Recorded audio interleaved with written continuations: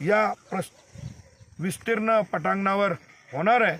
आणि आपल्या सगळ्या मीडियाच्या माध्यमातून मी सगळ्यांना विनंती करेन की 29 तारखेला 1 वाजता आपण सगळ्यांनी प्रधानमंत्र्यांना ऐकण्यासाठी यावं।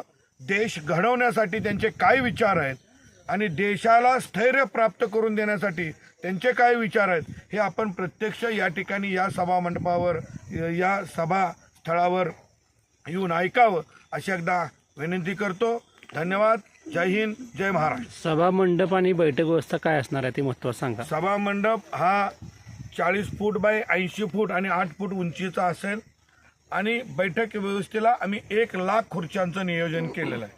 आणि त्यामुळं इथं कराड शहराच्या लगत सैदापूर हद्दीमध्ये या बीज गुणन क्षेत्रामध्ये जवळजवळ 35 एकरावर ही सभा होऊ घातलेली आहे। आणि त्यामुळं या सभेचं औत्सुक्य सगळ्या कराडकर मंडळीमध्ये आहेत आणि त्यासाठी सातारा लोकसभेतल्या 6 विधानसभा मतदारसंघातून मोठ्या ताकदीनं लोक या ठिकाणी येणार आहेत।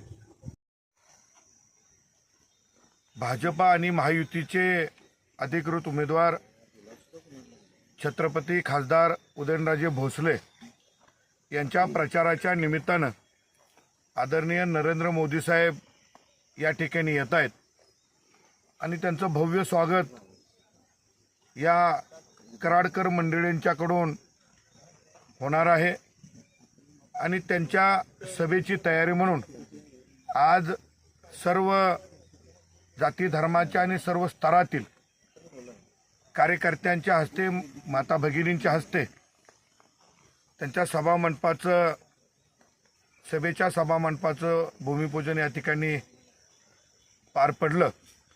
आणि आम्ही भारतीय जनता पार्टीचे कार्यकर्ते म्हणून आम्हाला खूप अभिमान वाटतो। जसं कुठल्याही भक्ताला त्याच्या आवडत्या देवाचं दर्शन होत असतं तसं या कराड परिसरातील नरेंद्र मोदींच्यावर प्रेम करणाऱ्या मग नरेंद्र मोदींच्यावर सर्वपक्षीय लोक प्रेम करतात। या सगळ्यांना मनस्वी आनंद होत आहे कारण प्रथमच या प्रीती संगमाच्या परिसरामध्ये या कृष्णामाईच्या पाण्यानं सुजलाम सुफलाम झालेल्या या कराड परिसरामध्ये आदरणीय नरेंद्र मोदी साहेब येत आहेत आणि त्याचा उत्साह प्रचंड उत्साह या भागामध्ये आहे। मी या निमित्तानं सर्व नागरिकांना विनंती करेन की 29 तारखेला बरोबर 1 वाजता या ठिकाणी प्रधानमंत्र्यांचं आगमन होणार आहे। आणि ज्या प्रधानमंत्र्यांच्या नेतृत्वाखाली गेल्या 10 वर्षामध्ये देशानं नेत्रदीपक प्रगती केली आणि उद्या 2047 साली विकसित भारतचं स्वप्न तुमच्या आमच्या सगळ्यांच्या जीवावर प्रधानमंत्र्यांनी बघितलेलं आहे। आणि म्हणून 2024ची लोकसभा निवडणुकीला या देशामध्ये अनन्यसाधारण महत्त्व आहे। कारण हा देश कोणाच्या हातामध्ये सुरक्षित राहणार आहे, या देशाचं भवितव्य कोण घडवणार आहे आणि हा देश 2047 साली विकसित भारत कसा होणार आहे यासाठीची ही निवडणूक आहे। ही निवडणूक स्थानिक ग्रामपंचायतची निवडणूक नाही आहे। ही निवडणूक एखादा नगरसेवक निवडायची निवडणूक नाही, तर आता मी म्हटल्याप्रमाणे ही देशाची निवडणूक आहे। आणि या निवडणुकीसाठी आमचे नेते आदरणीय छत्रपती उदयनराजे भोसले हे कमळ चिन्ह घेऊन महायुतीच्या सर्व कार्यकर्त्यांच्या जोरावर उभे राहिलेले आहेत।